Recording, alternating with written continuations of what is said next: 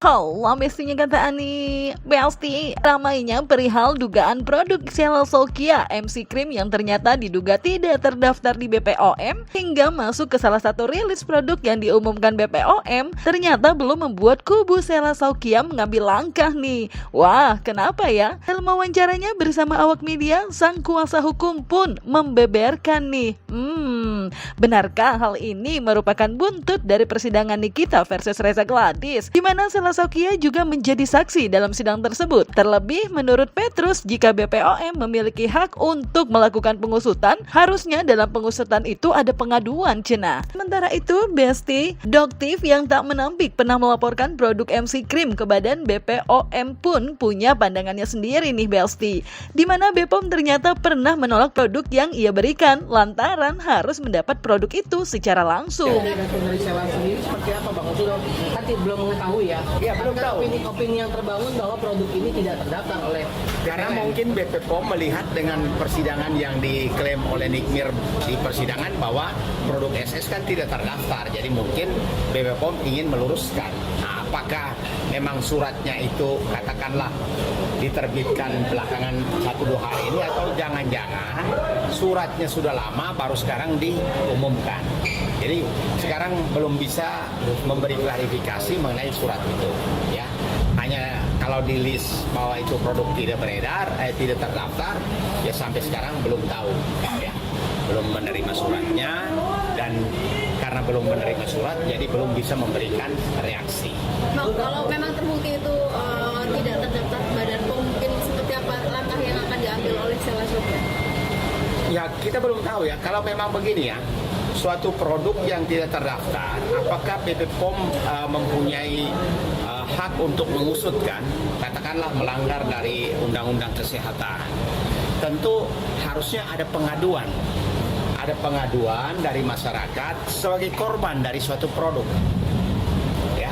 Dan sampai sekarang kita belum tahu siapa yang menyampaikan pengaduan bahwa seseorang sebagai pengguna produk itu menjadi korban sampai sekarang. Jadi begini, Badan POM itu tidak bisa didorong-dorong, ya. Independen lah ya. Tidak bisa, benar. Jadi pada saat Doktif mendapatkan produk MC, itu masih dalam kondisi tertutup, belum melakukan unboxing. Dan Doktif itu melaporkan ke Badan POM, Pak, ini saya mendapatkan produk dari SS Skin.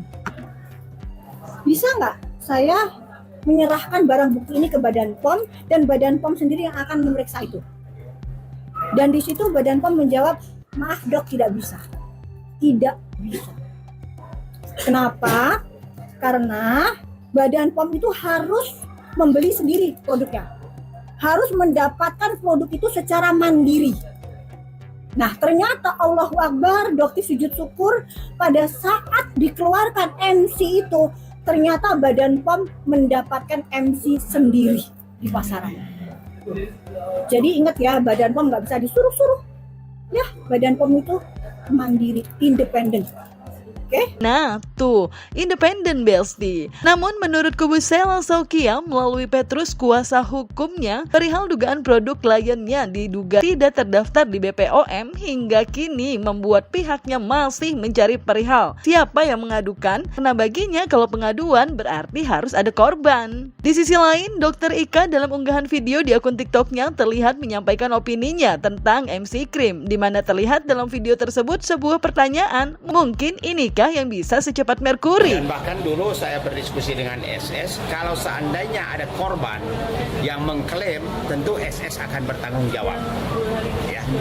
Jadi produk itu sendiri pun sampai sekarang kita belum melihat apakah ada korban. Kalau memang hanya tidak terdaftar saja, lalu apakah ada pengguna yang mengalami kerugian secara medis ya, artinya dia menggunakan produk itu tetapi menimbulkan masalah ya. Artinya menunggu korban dulu baru mungkin ada. Oh tidak juga. Kalau misalnya BPOM hanya merilis ya tanpa korban kan hanya merilis saja. Jadi BPOM hanya memberi sinyal bahwa produk tertentu dari SS tidak terdaftar. Apakah tidak terdaftar itu boleh digunakan atau tidak juga kan belum. Tapi ke depannya nanti akan mencoba menghubungi BPOM, Bang? Ya nanti kami diskusikan untuk segera menghubungi minta klarifikasi kan. Karena suratnya sendiri kan belum dapat ya. Ya. Bang, penegasan saja. Opini yang terbangun bahwa produk yang tidak terdaftar di BPOM itu terancam pidana. Ya kan ini kita hanya menegaskan. Jadi begini, kalau soal pidananya kan harus dilihat ya produk itu apakah punya SS dan menimbulkan korban. Jadi kalau menjadi pidana tentu harus ada korban. Kalau hanya tidak terdaftar aja, apakah itu ada pidananya? Dan proses pidana untuk menyangkut BPOM kan juga punya penyidik PNS ya. Jadi silakan saja kalau memang BPOM menemukan ada indikasi tidak terdaftar, dicari normanya. Apakah ada pidananya kalau tidak terdaftar? Karena sesuatu tidak pidana kan harus ada korban. Ya. Kan merkuri itu cepat kan? Ini tapi yang sehat nggak ada merkuri, tapi kayak merkuri cepat. Secepat merkuri. Nah, apa isinya? Apa kandungan bahan aktif aman apa yang bisa secepat merkuri? Nah, itu yang dijelaskan ke klien-klien atau ke pembelinya ya, supaya nggak mikir aneh-aneh. Tapi kalau saya jadi mikir aneh-aneh tuh ya dengan marketing semacam ini yang bisa secepat merkuncrit gitu. Gimana ceritanya? MC Maklun dari pabrik siapa? Cuman ini yang nggak disebut PT-nya. Ya artinya tidak ada datanya di situ ya. Di kemasannya itu polos banget gitu kan. Cuma ada kode MC. Nah pada saat dicek ternyata mengandung bahan obat-obatan keras ya. Itu ada hidroquinon, asam retinoat, dan juga ada kandungan steroidnya. Jadi ditemukan tuh sama BPOM, tapi tidak ada data-datanya tersebut. Gitu aja sih ya, berarti ya abal-abal. Itu udah jelas ilegal. Biasanya kalau obat-obatan isinya kan berarti ada racikan obat gitu ya. Nah biasanya mungkin saja dugaannya dibuat di farmasi ya, tapi nggak mungkin ditempelin etiket biru gitu ya. Jadi polosan aja dah ya, asal toto aja gitu. Makanya polosan, nggak ada data sama sekali. Gitu aja maksudnya ya. Intinya adalah itu ada zat berbahaya yang tidak boleh dijual bebas dan digunakan dalam jangka panjang.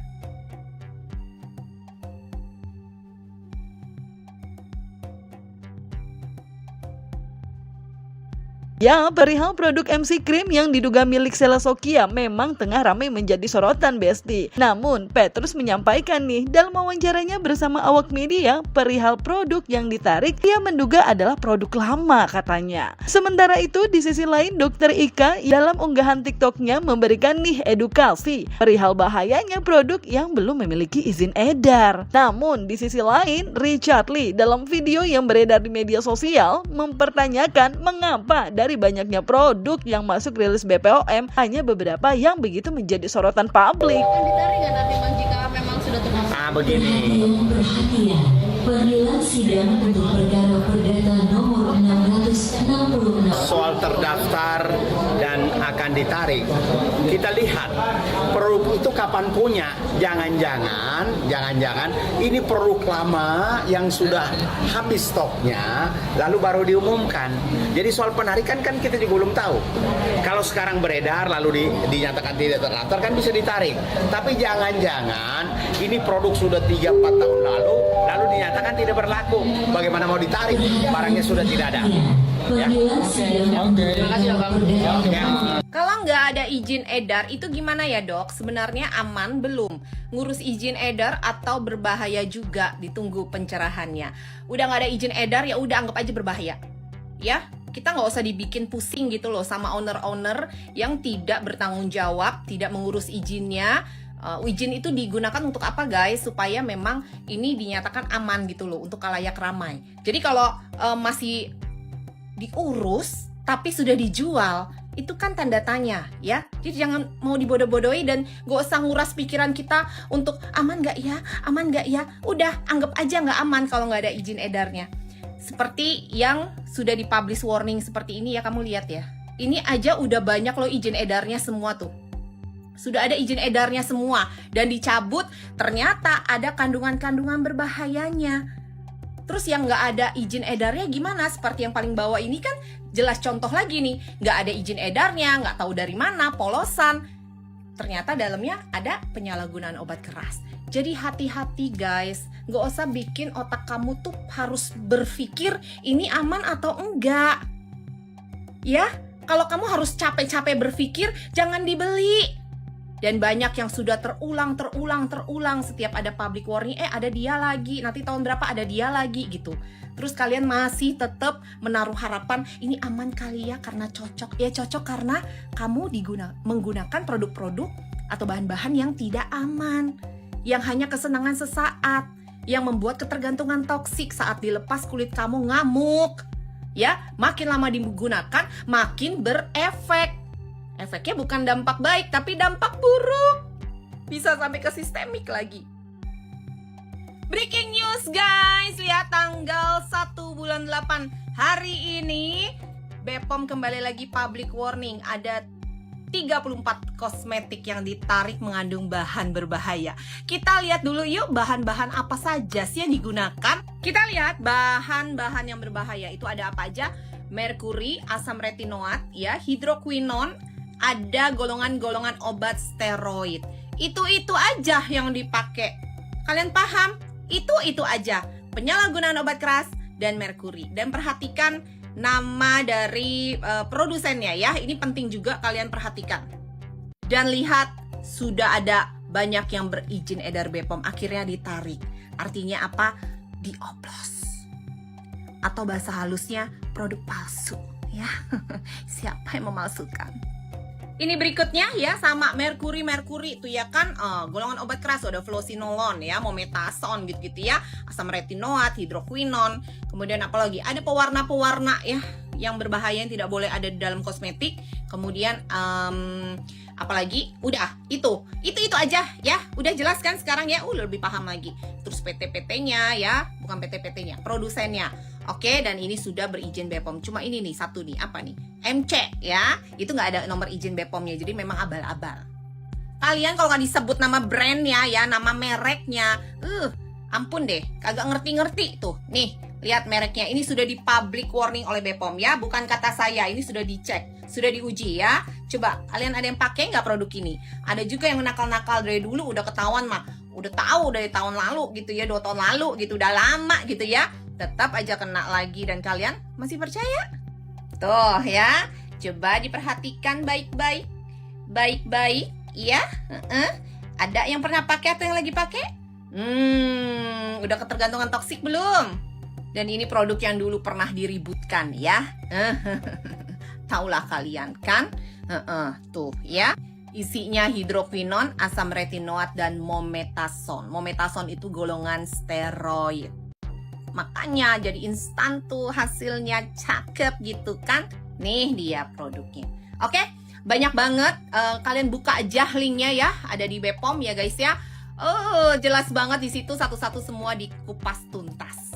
Banyak yang bilang saya belain SS. Di bagian mana saya belain SS? Coba dicek lagi. Rasanya yang pertama kali podcast dan langsung review di depan brand ownernya itu saya. Yang pertama kali ngelaporin ke BPOM pada tahun 2023 dan tahun 2024 itu juga saya. Sekarang gara-gara saya ngomong kenapa BPOM baru umumin sekarang, kalian bilang saya belain SS. Saya nggak bela siapapun. Saya nggak di timnya DRG, saya nggak di timnya SS, saya juga nggak di timnya NM. Saya di kubu saya sendiri dan tidak bela siapa-siapa dan tidak akan menyerang orang secara membabi buta. Cuma gini loh, secara faktanya ada 34 produk berbahaya. Terus kenapa cuma ada satu merek yang digoreng rame-rame? Logika saya itu nggak nyampe. Kalian itu lebih suka huru-haranya, lebih suka perseteruan artisnya, kubu mana dengan kubu mana, siapa yang menang dengan siapa yang kalah, atau sebenarnya kalian tuh pengen memberantas skincare abal-abal. Kalau kita mau memberantas skincare abal-abal, kita mau skincare di Indonesia bersih, ya 34-nya dong yang salah. Bukan cuma satu orang. Itu nggak masuk logikaku sih. Kalau saya benar, alhamdulillah. Kalau saya salah, tolong dikasih tahu. Tapi jangan main pukul rata pakai asumsi.